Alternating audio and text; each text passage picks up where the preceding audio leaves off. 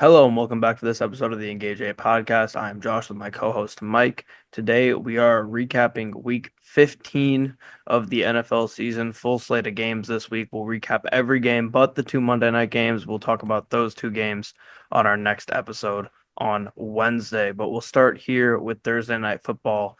The Rams beating the 49ers 12-6. This game really sucked. It was a pretty bad Thursday night game coming off a couple good ones. Wasn't this crazy defensive battle that it might look like on paper. It was just a lot of bad offense, a lot of punts in this game. Neither team looked great. The 49ers are probably eliminated now as they sit here at 6-8 with 3 games remaining. But this game was all punts and field goals, and Purdy threw one interception, which ended up costing the 49ers in this game late as we were waiting to see which team was going to be the first to turn it over, and it ended up being them. Rams were able to run all over this 49ers team. The run game has been a strength of as of late for the Rams. They've been able to run the ball pretty well against a lot of teams. They ran it well against Buffalo last week. They ran it well here against the 49ers. LA is now tied with Seattle for first place. Both teams sitting at 8-6. They both have similar remaining strength of schedules, and they play in Week 18. So it's really anybody's game at this point. But as for this game, I'm very impressed with what we saw from the Rams defense. I didn't think they were going to be able to win a game like this. They don't have a great defense. It's tough to imagine they're going to be able to win a grinded out 12-6 game like this, but they were able to. That's super encouraging to see from them. And if I had to pick who I think is going to win the West right now, I don't know. I love Seattle's defense so much, but I'd probably go the Rams if I had to make a prediction. Yeah, right now I think I'm leaning towards the Rams as well. They've shown back-to-back weeks that they can just win in completely different ways. Couldn't almost be more opposite. Last week, just a 44 to 42 game. This week, 12-6, 0 touchdowns in this game. The Rams' first game without a touchdown since 2016. Or they've won a game without a touchdown for the first time since 2016. Excuse me. They went from the highest scoring game of the season at the time to the lowest touchdown game of the season in this one. The Niners just didn't have it. It was very rainy. The weather was not great at all. Hurt both offenses, especially in the first half. Brock Purdy was inefficient throwing the football, only 14 for 31, 142 yards. They have failed to score a touchdown for the first time since 2019. Combined 11 punts and 9 first downs and 197 yards for the 49ers after they had their season high in points. Just not good at all. Both teams combined there. And then you also have the Devondre Campbell incident with the 49ers where he just refused to go out in the field. Yeah, that Just was wild. as I already forgot yeah, about that. just a sign of bad season for the Niners, and it's just continues to fall apart. And we'll see if they can recover next year. But right now, not looking good. Rams had no first downs on their first 4 drives of this game. The Niners went 3 and out 3 times in that span, and just an ugly, almost. I mean, I want to say Big Ten game, but it was almost worse than that. Just an ugly game. I put a lot of it on the weather, and Rams get it done, and I think they can win this division. Yeah, didn't Devondre Campbell say that he fell back in love with football before this year too? I don't I know, guess he but fell out of love again pretty quickly after a bad Niners must season. have, yeah. But we'll move on here to the Ravens beating the Giants 35-14. Another Lamar masterclass game here. 5 touchdowns, no interceptions for him. Another great game. I think if the Ravens had a better record, he would be considered much closer to Josh Allen in the MVP race right now. He's playing just as good, but he was phenomenal in this game. Lamar, he did have a fumble on the first drive of the game, but it didn't affect anything. The Giants didn't score off it, and the Ravens just completely bounced back and were phenomenal after that. Giants did a good job of stopping Derrick Henry, though. He finishes with just 67 yards on 14 carries in this one, which is a recipe for not usually a recipe for success for the Ravens, but that's credit to the Giants. They were able to stop them there, force them to pass the ball. Unfortunately for the Giants, Lamar is pretty damn good at that as well. Bateman had a great day for the Ravens. He's going to have to continue to step up and be a receiver because Deontay Johnson is no longer with the team. Uh, Hilarious run. I mean, they trade for him Yeah. at the deadline. He ass out of a game. He's a healthy scratch, and then he just gets cut. They parted ways, is what the Ravens said. So wild for Johnson, who was having a tough time towards the end of his career in Pittsburgh. He had a great start to the year in Carolina, looked to be a high trade target. Then he gets to go to a good team and just absolutely shits the bed. The Giants' defense is not a slouch, and the Ravens were able to move all over him. That's super convincing if you're a Ravens fan. Ravens do, though, still have a penalty problem. It's been a problem for them all year. They had 12 in this game. but they were very efficient on third down, 9 for 11, and they're looking good as they're, of course, still chasing the Steelers, who did lose this week for first in the division. But for the Giants, they continue their tank. They're doing it the right way. They currently hold the first overall pick. The Raiders haven't played as we're recording this right now, but they're in line to at least get one of the two big QBs, I bet. They pretty much have to be at this point only 2 wins right now. Another loss. This is a franchise tying ninth straight loss, franchise record tying ninth straight loss. Tommy DeVito started this game out for the Giants, really didn't get much going. Tim Boyle comes in and don't know how he continues to get snaps in the NFL, but he somehow has done. I'm pretty sure in his college career he had 1 touchdown and 13 interceptions at UConn and Yeah, has somehow developed into just playing every single NFL season. industry plant. Yeah, makes no sense. He has to know some people or something. I don't know how he continues to have a job. Giants offense wasn't great in this one at all. Ravens defense really had a huge game. Malik Neighbors has a big game for the Giants, 10 catches, 82 yards, and a touchdown, but they really had no run game, couldn't move the ball too well through the air. And then it was just like you said, a classic Lamar Jackson game. Was very close to another perfect passer rating, only a few points off. 290 yards passing, 5 touchdowns. He has 34 passing touchdowns on the season now. This is his 6th game with 5 passing touchdowns in his career, which is just incredible considering he's known as just a running quarterback. 21 for 25, great completion percentage, and I didn't really have to get the ball to Zay Flowers too much. Kind of a quiet day for him, but you said it, Rashad Bateman, big day. He has 2 touchdowns and big win for the Ravens. They got a big one next week against the Steelers, so that's gonna decide a lot. Okay, moving on here to the Commanders beating the Saints 20-19. Commanders were great defensively in the first half of this game. They were absolutely shutting down Jake Haener, but they fell off late and they were pretty bad in the second half, but on both ends, really. New Orleans made this game closer than it really was for most of the game, but they did have a real chance to win here at the end of this game.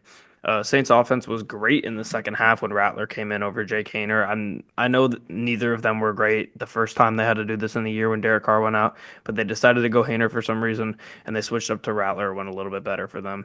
Commanders' offense was great in the first half as well as their defense, but like their defense, they fell apart in the second half. They weren't able to get first downs. They had to punt a lot, and just led to their defense having their backs against the wall for most of the second half, leading to the Saints' comeback.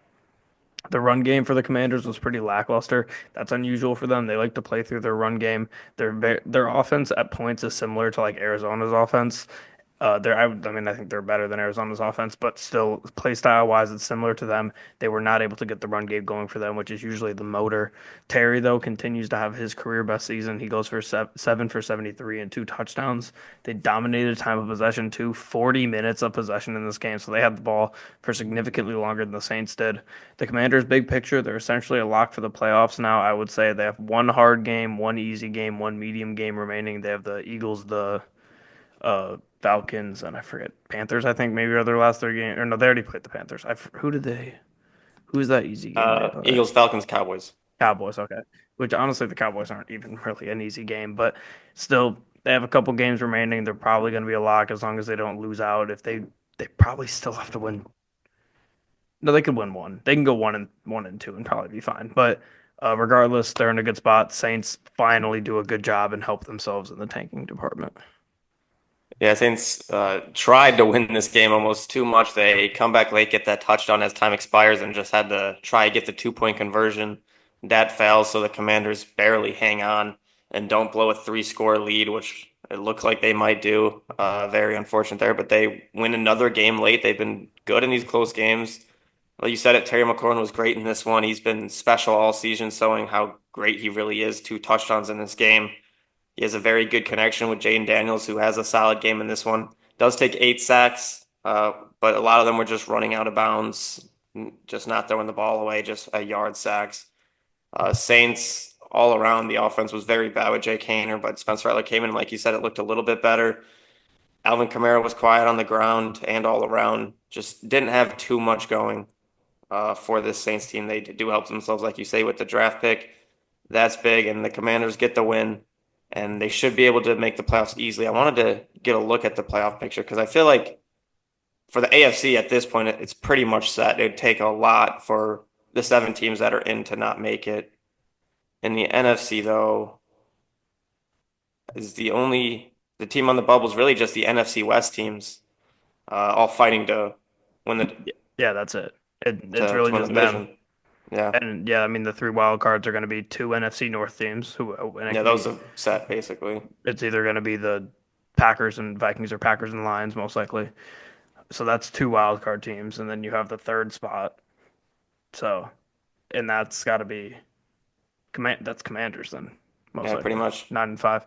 Well, I guess actually The Seahawks could jump them, but I don't know. or the Rams could The jump them. Seahawks still got the who do the Seahawks have next week? I thought I They both played themselves. I think Seahawks play the Vikings, yeah. So that's I know they played an NFC North team. but they get the Bears too. That's rough. And then the Rams, Yeah, so, which so you win that Vikings game. I'm not saying that's an easy game, obviously, but you're not in a bad spot at that point. Yeah, it's most likely going to be the Commanders unless they have an they lose. 82% probability right now. So Yeah, I mean that's interesting to me because like the Eagles, I would say they're probably going to lose the Eagles game. Um, then they have the Cowboys who beat them at home, and Cooper Rush is playing pretty well.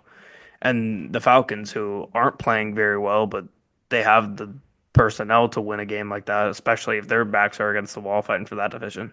So I don't know if it's set in stone for Washington. it's definitely not set in stone, but they have by far a big advantage to get in right Yes, now. they definitely control their own destiny. But we'll move on here to the Chiefs beating the Browns 21-7. Unfortunately, I think it may be the end of the road for Jameis Winston in Cleveland, Ohio. He threw three picks in this game and got benched, unfortunately. Classic non-convincing win for Kansas City, but Mahomes did get hurt late in this game. Didn't he just missed the last like 5 or 6 minutes? I think they were already up two touchdowns, so there wasn't a point in putting him in at that point. But still, something to look at. He hurt his ankle. That's like the only injury he ever has. It's always just like a small ankle sprain, but I'm sure he'll be fine. Pacheco hasn't been great since coming back. Neither him or Kareem Hunt had success in this game. They weren't able to run the ball. Speaking of running backs, Nick Chubb does break his foot. He's out for the year. So that's, of course, really sad and fucked up after what happened to him last year. He comes back this year in week 8 and then breaks his foot here in week 15. So that's unfortunate. Kansas City defense, they've been great all year. We know that. And they were great in this one, even without the four turnovers they faced. They were just able to force short drives, force punts, and put the Browns in a position where they weren't able to score. And then, of course, if you force four turnovers, you're going to be in a great spot. The offense, you would have liked to see more points forcing four turnovers and how great their defense played. But with the Chiefs, they're going to just play everybody semi close. Chiefs do have three tough games coming up, though. They have, who is it? It's Houston, the Steelers, or no, sorry, Denver, the is it Houston? yeah, Yeah, Houston Houston Steelers Steelers and and Denver. Broncos. Yeah. So three tough games for Kansas City coming up. They're gonna need Mahomes. They're not, I mean, they have a 2 game lead on the bye right now. So they really might not even need Mahomes towards the end of the year. They just gotta find a way to get one or two of these and because the Bills are probably gonna win out. Yeah, I can see Mahomes potentially not playing next week against Houston. That one might be a little bit tougher, but by Christmas Day, would expect him to really probably be playing because if they lose to Houston, they'd have to win out. Then the Bills have the tiebreaker, beating them head to head. Jameis was unable to get it done in this game. Three interceptions, two of them were in the end zone. Just unfortunate. Has two fumbles as well. They struggled offensively all around. Nick Chubb, like you said, broke his foot. Just absolutely sucks for a guy who's been through so much in his career, and now he has to deal with another injury. He's already on, I think, the wrong side of 28, so he's getting older.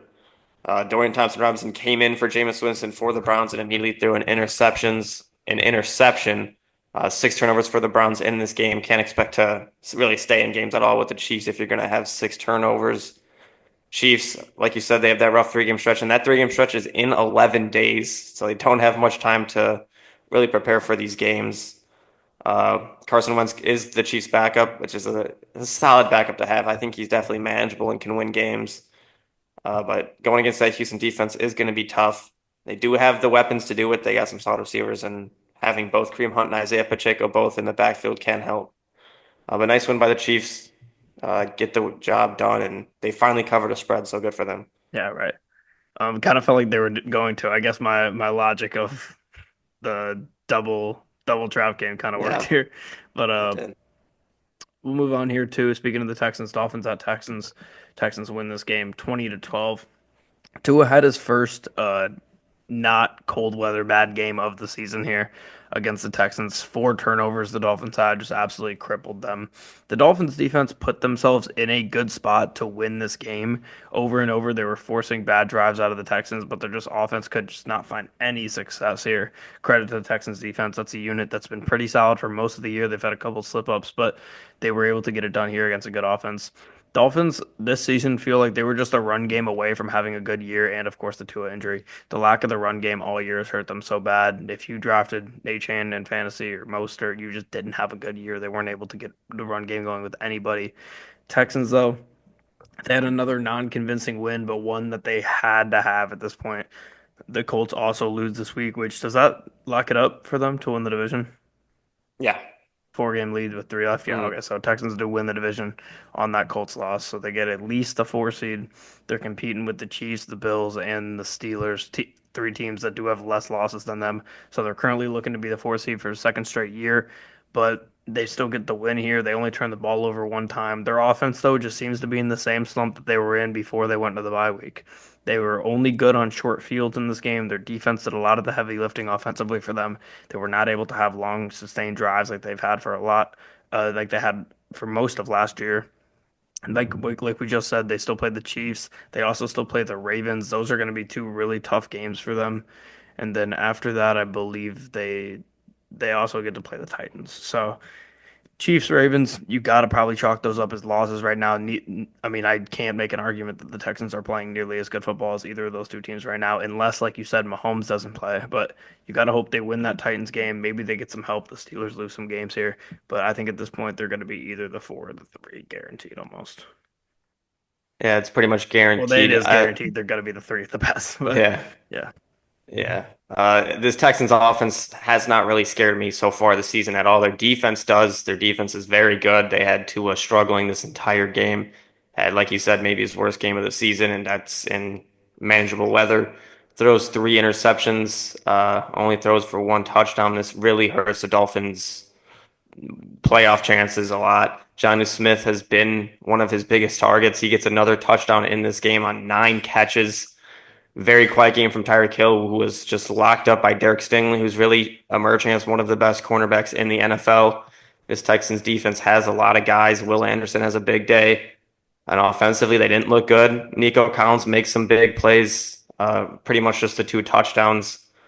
Tank Dell has a couple nice catches, but quiet in the receiving game, quiet in the passing game. Run game really wasn't there for this Texans team, but the defense forced some turnovers, got them the ball in good position, and they were able to get it done and win this game. So Texans win the AFC South, kind of as they expected to, but definitely earlier than they would have expected to win this division with still 3 games left. But rough loss for the Dolphins, and it's their next 3 games are all winnable, but the odds are very, very low.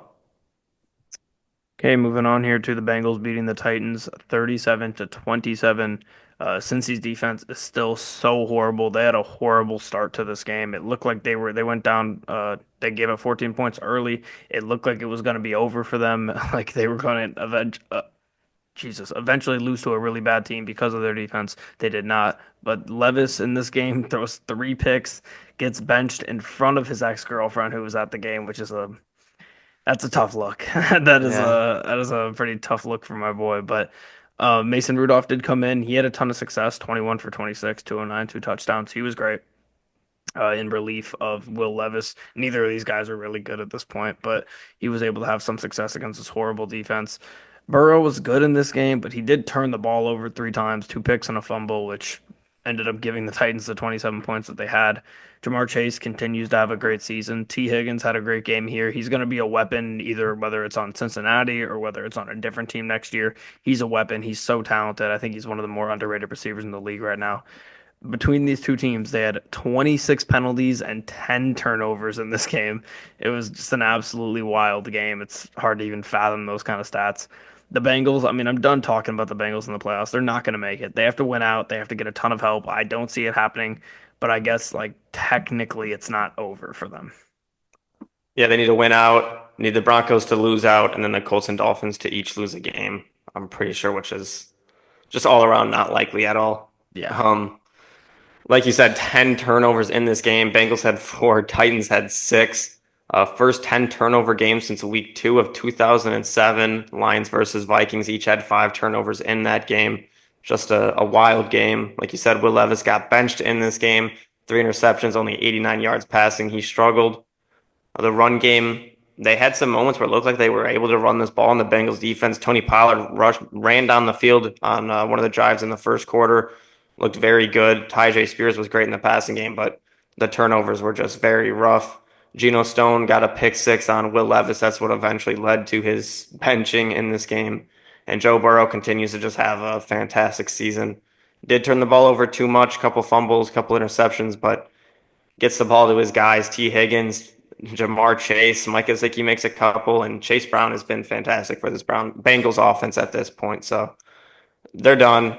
There's really no point talking about them for the playoffs, but they can still get to 9-8 and get a winning season, which I think would be the fourth in a row for this Bengals team. So little positive. It hurts the draft pick, but I guess that's nice for the fans, maybe. Yeah, I mean, I don't think they're thinking about draft pick right now at this point. If they're still technically alive and they have all this Yeah, money in their team, they got to at least try. Like they especially can't. with how just elite their offense is. Yeah, I mean, I guess they could be done next week, but right now they're still alive. We'll move on here. Speaking of tanking to Jets, Jaguars. Jets win this game 32-25. Aaron Rodgers stacking some good games now. He's had a couple in a row, but his defense is struggling, especially in this one. Jets haven't had a run game all year long offensively. That definitely, I think you have to definitely give Rodgers some benefit of the doubt for his season, having to literally pass the ball as many times per game as possible to win games because they just haven't had any success on the ground and their O-line just has not been able to get it done. Devontae Adams goes for 202 touchdowns. He's also stacking some good games now. Of course, that goes hand in hand with Rodgers. Their connection is elite. Brian Thomas Jr. continuing a great season. There's an argument to be made that he's the best rookie wide receiver so far. He's been really, really good. He was great in this game. Mac Jones actually was pretty solid versus a defense that has a lot of talented players. He was able to find success. This is perfect for the Jags, really. You had your rookie receiver stand out, looked great. You, of course, don't have your quarterback, so it doesn't matter. You compete in a game, but eventually you lose and you move to 3-11. And this was huge for their pick. They're sitting at the third overall. They're sitting at the fourth overall pick right now. They're just below New England now. Um, I like uh, I like Travis Hunter to go to Jacksonville. I think that's a good Yeah. fit. I think that plays. They could use a corner and a receiver. I mean, he's not going to play both, but they could definitely use a corner. Oh, definitely the Actually, I take that secondaries. back. I think he's going to play some receiver. I can see him playing a little bit receiver, but I He's mean, not this going is to a be team wide that receiver one, cornerback one like he is now, but no. but he's going to play receiver somewhere a little bit. I Yeah, don't know in why he big would. games, I can see him playing both sides of the ball easily, and At I least can while he's also young, I can also see a new coaching staff definitely here in Jacksonville next season. I would definitely. expect a new coaching staff. With Devontae Dion in Adams, there. yeah, who knows? I don't know if Dion would want to coach in Jacksonville or not, No. but Aaron Rodgers has a nice game here. Three touchdowns, no picks. Like you said, he's been stacking good games. The offense has been better. Granted, he's playing the Jaguars secondary, which is not very good, but he got the ball to his weapons. Devontae Adams and Garrett Wilson both have good games again. Devontae Adams became the 12th player in NFL history with 100 receiving touchdowns.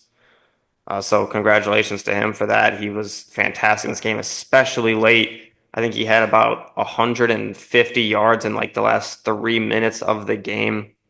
135 yards in the final 4 minutes of regulation, the most by any player in a game this century. Very good there. And the Jaguars, I said it on the preview, they're the better team at tanking between the two teams, and they got it done in the tank department. Brian Thomas Jr., like you said, he's been fantastic for this team. He's going to be a weapon for Trevor Lawrence next year and hopefully for the future. But they lose this game, help their draft pick a little bit, and the Jets.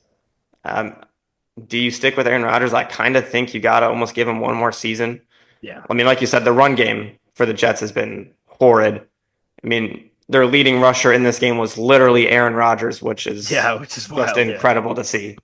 If he So, wants to play another year, maybe. yeah, Who and knows if he wants to? if you want, I mean, I think him and Devontae would be a 50 million cap hit, which is a massive cap hit to the team. But I Yeah. can see him playing another year here in New York. But if they do that, the only way I think they're successful is if they bring in a new coaching staff that doesn't include Nathaniel Hackett calling plays or whatever. So. We'll see if Rodgers will like that or not. I don't know. Well, I mean, they're sitting at the eighth pick right now, so it'd be different if they had the number one or number two overall pick and there was a Hmm. QB that they could take. Like, what if he wants to play? Why would you kick him to the curb and draft like whatever quarterback goes from middle second round to top 10, which it's gonna happen, whether it's Milrow or Gabriel or whoever it is, it's gonna happen. There's You gonna could be a still quarterback draft a that's gonna start Milrow. there. That's what I'm saying. I'm saying unless that happens and they go and they draft Milrow at like eight, I don't like they're not gonna get one of the guys that they would want to start right away. Yeah. So I mean, I'm gonna assume Clyde Edwards-Helaire just got released for Oh, whatever oh no. reason, but why don't you go But pick him up, David Montgomery? yeah. My issue with them doing that though would be is you're going to basically all in to win next season and you're drafting for the future. So Yeah, it's a catch 22 there.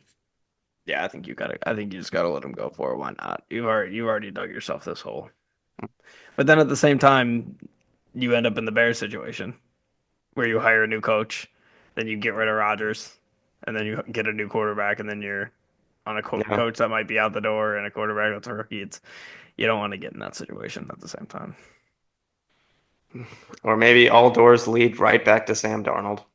That would be sick. I think Jets fans would be with that too.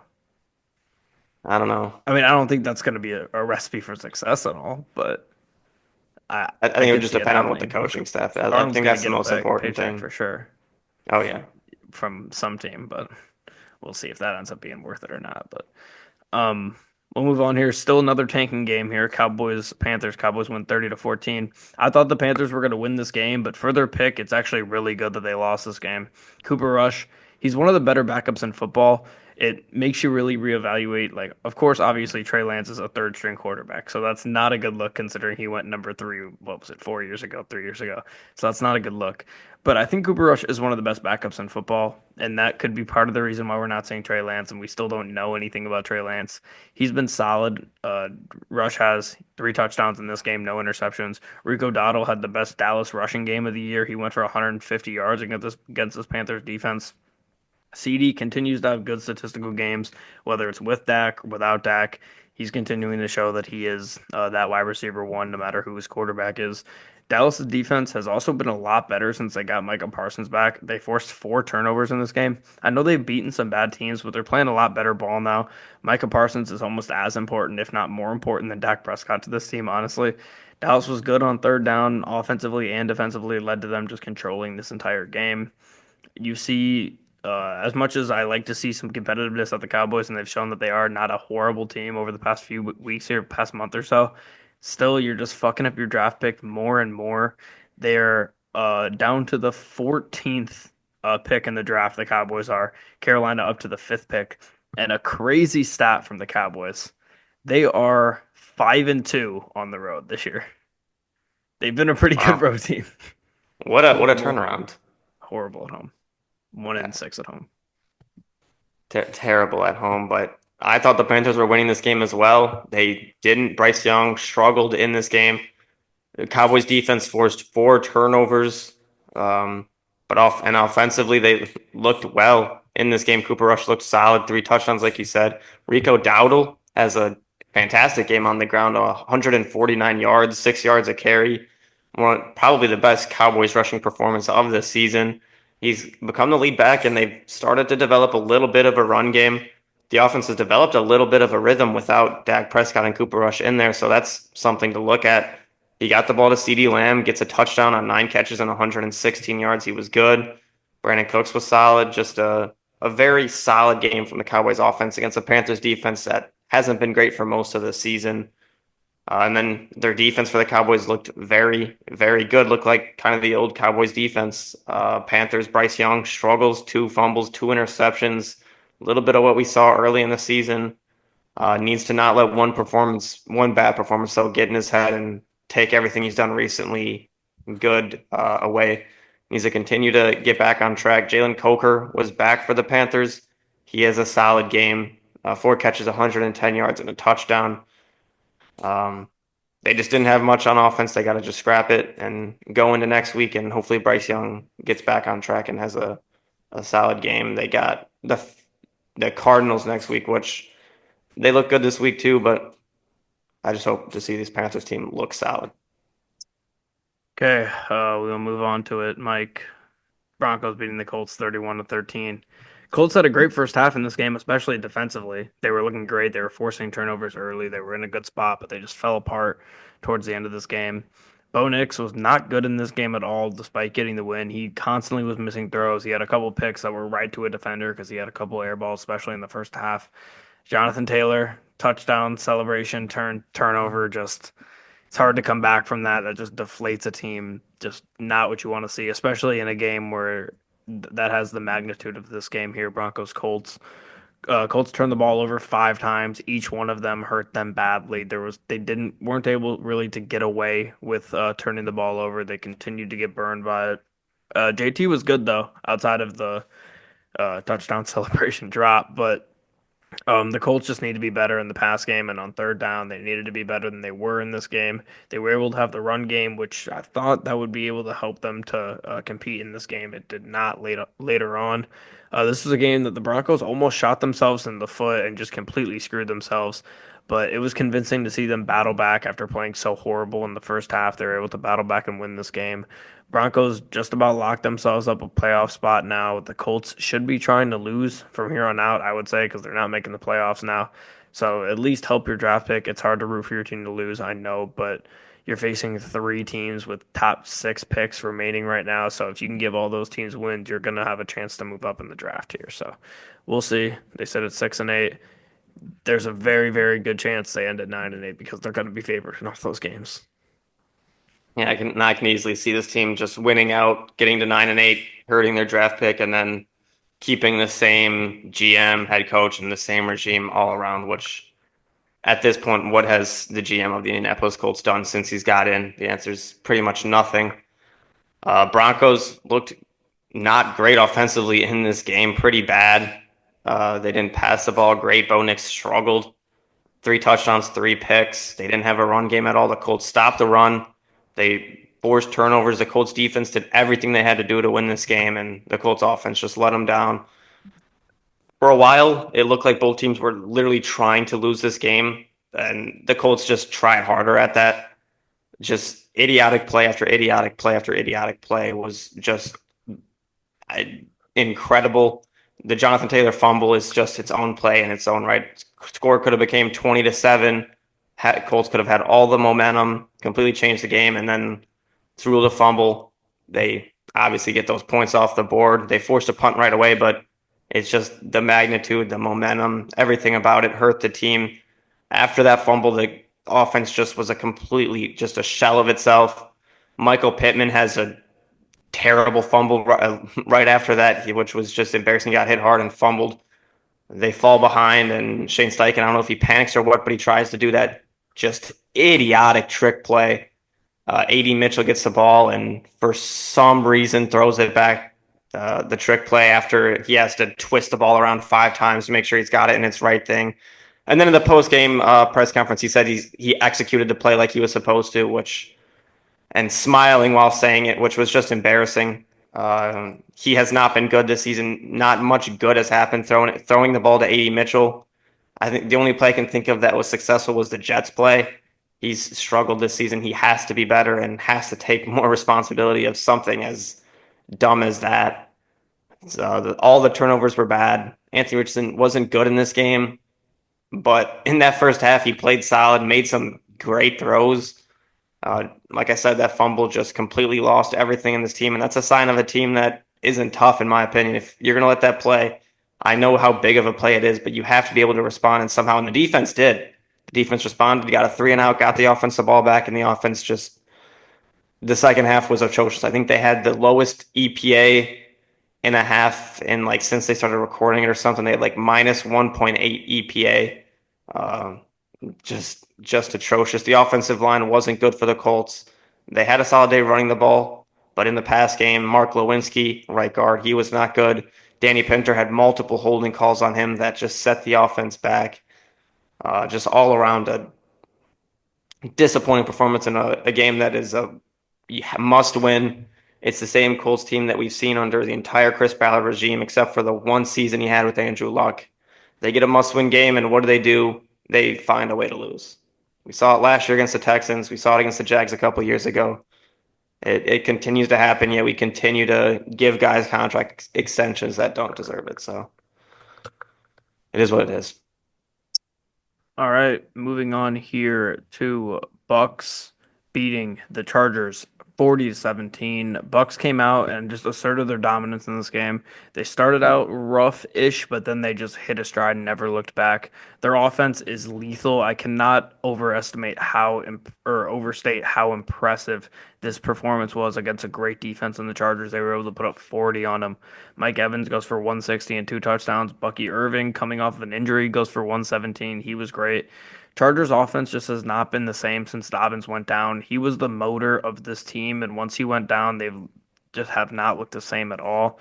Baker threw his only pick in the first quarter. That resulted in a short field Chargers touchdown. Chargers went up 17-10 at that point, and then the Bucks finished the game 30 straight unanswered points after that 17 to 10.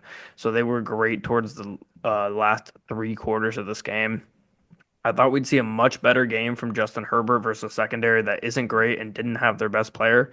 But credit to Todd Bowles. He had his team ready to play this game, going against a team that isn't the best offensively, but you know you're susceptible to giving up a ton of passing yards defensively, and they're able to hold them. The Chargers, they could be at risk if they don't win some games here. They have the Raiders, Pats, and Broncos, so two very should win games and one game that's a toss up with the Broncos. So they should be in the playoffs at 10 and 7 regardless, but they haven't been playing great ball right now. And if they drop one of those games to the Pats or the Raiders, they could be in a little bit of trouble. They could be in a little bit of trouble. This is the only team at this point that a team like the Colts would be able to jump if they win out. But I don't see this Chargers team falling apart too much. They got ahead in this game, 17 to 10 in the second quarter, but the Buccaneers offense just took over this game. Baker Mayfield scored on six straight drives. Mike Evans, just such a fantastic receiver. He's just that good. Nine catches, 159 yards, two touchdowns. He's up to 749 yards on the season. At 3 games left, I think Mike Evans could get it done. That's definitely a number he could get to in 3 games for another 1,000-yard season for him. Chargers looked good early. They were moving the ball well. Lad McConkey got off to a hot start, but they just slowed down throughout the game. The lack of run game without J.K. Dobbins has been huge for this Chargers team. They need him back.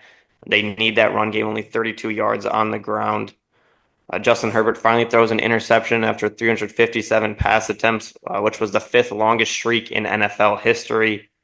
So just not great for the Chargers there. And Baker Mayfield in his 100th career start has another big game, dominant game, 288 yards, 22 for 27 completion, 4 touchdowns. He was great. Bucky Irving was great on the ground. Just all around, this Buccaneers team had their most impressive game of the season, maybe in my opinion, going against the best defense in terms of points per game. I don't know if they'd given up more than 30 points in a game this season and they go out and get 40. They were giving up a 15.9 points per game through 12 games.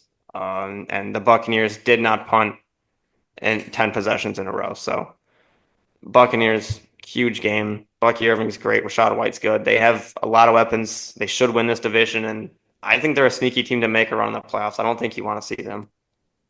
No, I agree. They're playing great ball right now. They get to capitalize on their bad schedule here towards the end, and unfortunate for the Falcons. But we can move on now to the Bills beating the Lions 48 to 42. Josh Allen, the Bills were just way too much for this Lions defense, especially with how depleted they are right now. They just were not able to get any stops. Aaron Glenn did a good job for a while over the past few weeks with majority practice squad players, but it's tough to run that with a guy as dynamic as Josh Allen. You have to have the personnel out there to be able to control him. He didn't, and there was nothing he really could have done. He's going to get a ton of shit. I mean, what are you going to do? Lions have had 29 different defensive starters this season, which is going into the game. They've had 29 different guys be starting on defense, which is just a wild stat.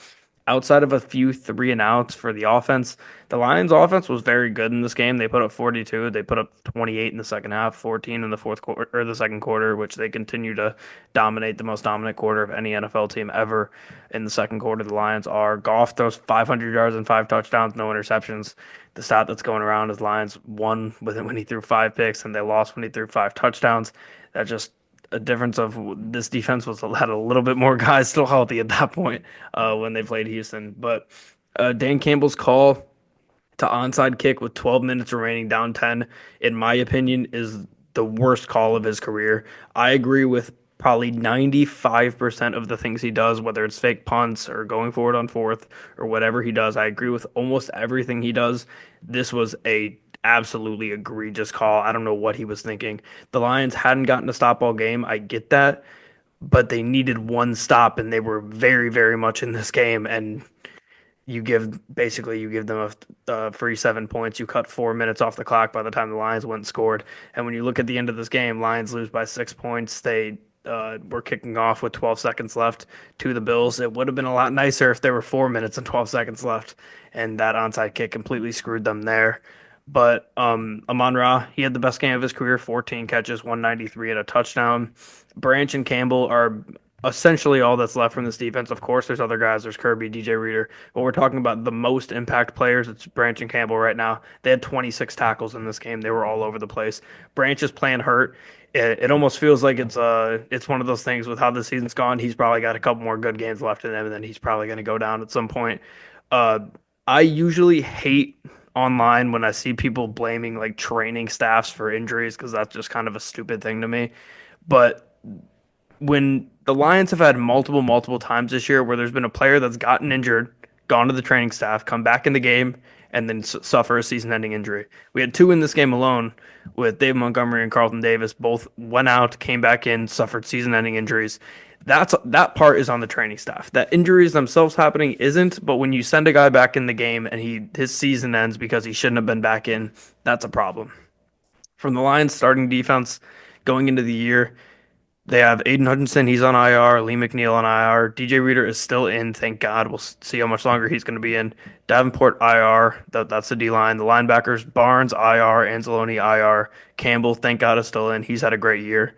The DB room, Carlton Davis IR, and then like I said, they still have Branch Kirby and Terry on. But those one, two, three, four, five, six injuries on the starters would be livable if you had backups that also weren't on all on IR. Kaminsky, JRM, Fatu Melifonwu, Ennis Rakestraw, Emmanuel Mosley. Everybody's hurt. 17 defenders on IR.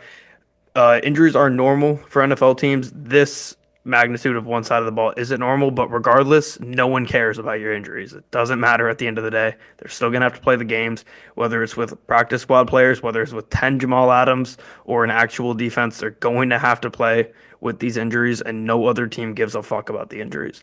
I think a fully healthy Lions are a big favorite to win the Super Bowl, but in their current state, I am very worried about the future here. They can still definitely go out there and score 40 every game and win. It's going to be a lot tougher to do without David Montgomery, who's now out for the year, but they can go score 40 every game and win. That's a tough thing to do. I trust that the guys that are healthy and that are still in the lineup have fight. They're not going to give up. I think it's still one of the better teams in the league, but it would truly be something to make a documentary about if this defense was able to somehow take 15, 20 practice squad players. That's not even an exaggeration and go to the Super Bowl. Yeah, just the injuries at this point for the Lions, just so much. They lose Lee McNeil, like you said, David Montgomery, both for the season in this game. Not ideal at all. For the Bills, Josh Allen has another big game. He's really cemented himself as the MVP favorite. At this point, I think he should win the MVP at this point. First player in NFL history with two passing touchdowns and two rushing touchdowns in back-to-back games. He's been great. The Buffalo franchise has extended its franchise record of 30-plus points in 8 straight games. The first team to do that since the 2013 Broncos. And this is the most points we've seen against this Lions defense all season with 48. They've scored 40-plus points in back-to-back games, but also given up 40-plus points in back-to-back games. Only team in NFL history to do that since the 1966 New York Giants. The defense has to be better for the Bills. They're better at home, I keep saying, but back-to-back games on the road, back-to-back games giving up 40 is not ideal at all. Luckily for them, they have an offense that is able to get them out of a jam and at least win them one of those games. Josh Allen, great. James Cook was great on the ground. For the Lions, really didn't have a run game in this one, but that didn't matter because Jared Goff was fantastic, like he's been pretty much all season. If he had gotten this win, it could have almost uh, put him in that MVP race as one of the favorites, but Lions were unable to get that done. 5 touchdowns for him, 0 picks on 494 yards. Big game from Laporte and Amon Ra. And then it really came down to that onside kick, which I wasn't a huge fan of that onside kick either. I think that's just way too early to do that onside kick. But Dan Campbell's made decisions that are hard to make all season. This one didn't go that way. So unfortunate there. Going ahead, the Lions kind of have to win out with some of the easier schedules that the other people have. They got the Bears, that should be a win. Niners and then Vikings. That Vikings game could be huge, but I still like this Lions team. A lot is going to be on the back of Jahmyr Gibbs now with no David Montgomery. He's really been splitting the carries all season, but now he's really going to have to go and become that number one, getting almost all of the carries. We'll see how he does with it. I expect him to be fantastic in that role, but losing David Montgomery is just not ideal. Yeah, it isn't. And I mean, it'll get a little bit better. They'll get Anzalone back, hopefully. But I mean, that's about the extent of it getting better. And I would almost guarantee it's going to get at least worse a little bit. So, yeah, I mean, if they lose like golf or something, I would just call it a year. But um, hopefully that doesn't happen. We can move on now to the Eagles uh, beating the I didn't know. Steelers 27-13. They finally play a good opponent. They win this game. They looked great. This and the Ravens game, they looked great. They proved they're a good team. Jalen Hurts finally figured out how to pass this game. 290 and 2 touchdowns. He had his first good game of the year passing the ball, so I'd love to give a round of applause to him. 290 and 2 touchdowns is super impressive. That's a great standard to hold your quarterback to. Both Brown and Smith combined for 219 yards and 2 touchdowns in this game. Steelers defense was able to stop Saquon and play how they wanted, but Hurts found out how to pass the ball again, and it was a lot better for them. Steelers offense went ice cold in this game. They weren't able to do nearly enough. Steelers actually win the turnover battle 2-1 and still were not very competitive in this game. Eagles had in the second half 3 drives combined for 24 minutes in the second half, giving the Steelers the ball for just 6 minutes in the second half. One of the most impressive things I've ever seen. That's crazy to go down the stretch like that and just completely milk the clock. They were able to do that. The Eagles were not perfect in this game, but they had a good game script versus the Steelers, and they were able to find themselves a win. They are able to find themselves a win, and Jalen Hurts did respond to a lot of the criticism in the passing game. Threw for 290 yards versus one of the better defenses in the NFL this season. Both of his top targets, A.J. Brown and Devontae Smith, have big games. Both get a touchdown and pretty much 110 yards on the dot. Huge game there to silence some doubters. Eagles get a franchise best 10th straight win. This was one of their biggest wins of the season. This and the Ravens are two just huge wins for this team that show that they're a contender. I still like the Lions a little bit more, but given all the injuries, you have to take that into account. And this Eagles team might be better all around right now. They're definitely more healthier. Saquon Barkley's been great. He was quiet in this game, only 65 yards. He's kind of fallen off the pace to be Eric Dickerson with this one, but still has a chance. Steelers just didn't have it in this game. They're terrible in Philadelphia. Still haven't won in Philadelphia now since 1965. A season low in passing for Russell Wilson, only 128 yards. Didn't have a run game at all. And they were missing George Pickens in the receiving game as well, which has hurt this team. Uh, Big game next week for the Steelers against the Ravens. That's going to really could decide a lot if the Ravens continue to win, but we will see. Okay, moving on here, finishing out the afternoon slate with the Cardinals beating the Patriots 30-17. Cardinals were finally able to get back in their game script and control a game on the ground. Connor had 110 and 2 touchdowns in this game. There's a direct correlation to his good games and the Cardinals winning games. Kyler was much better here, didn't turn it over, and was super efficient. Cardinals defense was elite throughout the game. Drake May was his efficient self and did his best that he could with his tools, but he's going to be absolutely great when he gets guys around him. He doesn't right now. Now he just has to figure out how to play on his own, but once he gets some pieces around him, he's going to be phenomenal. But the Cardinals, they had to have this win to move it to 7-7. The Cardinals now have Carolina, San Francisco, and LA remaining. Probably have to win out, but a minimum of 2 out of 3 to have a chance to make the playoffs here. They're still in it. They're not completely out of it, but they're definitely on the outside looking in right now. Yeah, definitely on the outside looking in. Patriots didn't really have as good of a game as you would have wanted to see with Drake May. 200 yards, touchdown and a pick coming off the bye.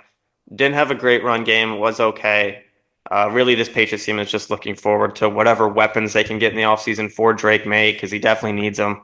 Kendrick Bourne, Austin Hooper, and Antonio Gibson being the three leading receivers in this game for the Patriots. Not really ideal for what you're looking to give a young quarterback, but he still managed. He still looks solid. Cardinals, Kyler Murray gets back in the win column, like you said, wasn't great in this game, but got the job done. James Conner was very good. I agree. Whenever James Conner has a good game, this Cardinals offense tends to win. We see that here. Trey McBride was very good in this game. Still is unable to find the end zone. Don't know how he continues to struggle with that. But he gets 9 catches, 87 yards. And another quiet game from Marvin Harrison, who's had a very disappointing rookie season, to be quite honest. 2 catches for 30 yards in this game. Only has 687 yards on the season and 7 touchdowns. I expected more, but he's still young. Uh, he just has to continue to develop a connection with Kyler. Okay, finishing off here with the Packers beating the Seahawks 30-13. Packers looked a lot better in this game. Jacobs is continuing what's been a great season for him. Although he was not great for this entire game, he was up and down, but he's had a great season overall. Packers offense was good, but definitely could have been better. Regardless, though, it's impressive on the road versus a good defense to put up the performance that they did. Packers defense played good against Smith and Howell. They got 7 sacks in this game, which is the number one recipe for success against a Seattle team. You got to be able to get to the passer, and you're going to. Uh, Sam Howell goes from the worst O line in the league last year to maybe the worst O line in the league this year on two separate teams. Unfortunate for him. But Seattle, 100 penalty yards, 2 touchdowns, and their or 2 turnovers, and their quarterback getting hurt. It's pretty hard to win a football game that way. But the Packers, they're still eyeing that top wild card spot. Like we said, they have a big game versus Minnesota in 2 weeks. That's really going to determine what happens down the stretch here. But they're gonna have to just continue to win these games and look to get that top wild card spot. Yeah, just a really dominant win for the Packers in this one. I'm getting mixed reports on if Toyotathon has started or not. I don't see anywhere that it started, but people on Twitter are continuing to say that Toyotathon started. I don't think it's And happening this year. I don't know because people on Twitter are saying that it started and they're showing the stats, and Jordan Love looks like he's dominated during Toyotathon. In his last couple of games, his stats have been very good. I mean, 2 touchdowns, no picks, 1 touchdown, no picks, 2 touchdowns, no picks. So 8 touchdowns and 1 picks in his last 5 games. He's looking very solid. He's gotten going. Every game, it seems like this team has a new top target. Romeo Doubs gets 2 touchdowns in this one. Christian Watson gets 56 yards receiving. Another quiet day from Jaden Reed, who only gets 5 catches for 34 yards. And then running the ball, like you said, Josh Jacobs was great. Seahawks just didn't really have it in this game. Their stadium got taken over a little bit again by the Packers fans. That's been a little bit of an issue for Seattle recently. Just what used to be known as the 12th man, maybe the hardest place to play. It doesn't seem like it's really like that anymore. Geno Smith wasn't great in this one. The interception hurt. Sam Howell has to come in, like you said, but they really didn't have a run game. Charbonnet didn't have too much going. They're missing Kenneth Walker again this week. And JSN really for them has been the main weapon on offense. He's been like that all season. He's definitely passed DK Metcalf for the Seahawks team as the top target. 10 catches, 83 yards for him. DK only 3 for 28. Nice win for the Packers, and that NFC North, 3 of the teams continue to look better and better. Okay, we'll finish off here then with our studs and duds for the week. I'll start with my stud, former NFC North member Devontae Adams. I'm going with him, 9 catches, 198 yards, 2 touchdowns. I was really tempted to go with Goff or Amon-Ra here, but I couldn't do it in a loss. So I had to go with Devontae, 200 yards, couple touchdowns, 9 catches. Yeah, honorable mention to Brian Thomas Jr., but I got to go with a guy who won, and I think he really cemented himself as the MVP favorite in this game. Josh Allen, 362 yards, 4 total touchdowns, 2 rushing, 2 passing. He was great, got his team a huge win, and keeps them in the race for that number 1 overall seed. I'll also say honorable mention to Terry McLaurin because he was great and continues to be a show that he's a top receiver. Okay, and my dud of the week, I already said it earlier. I'm going with the Lions training staff. You can't let guys who have serious injuries go back into the game and end their season. You can let it happens a couple times a year. When you start to get in the six, seven, 8 times it happens in a year, it's a problem. Lions need to reevaluate that area of their staff. My dud of the week has to be um, I could go the entire Colts offense, but I'll just I mean it's rough to pin on Jonathan Taylor because he has 100 yards rushing. He was probably the best player. It's just that one play was just so monumental and just changed the momentum completely that I have to go with Jonathan Taylor for specifically that fumble, dropping the ball before the goal line. Although it's kind of crazy that they overturned it because I thought he might have had control of it, but even if it's that close, it should never be that close. He at least took responsibility for his mistake, unlike other players on the team, AD Mitchell. But I got to go with Jonathan Taylor as my dud. All right, so that will about do it for this episode of the Engage 8 podcast. If you made it this far, don't forget to like and subscribe.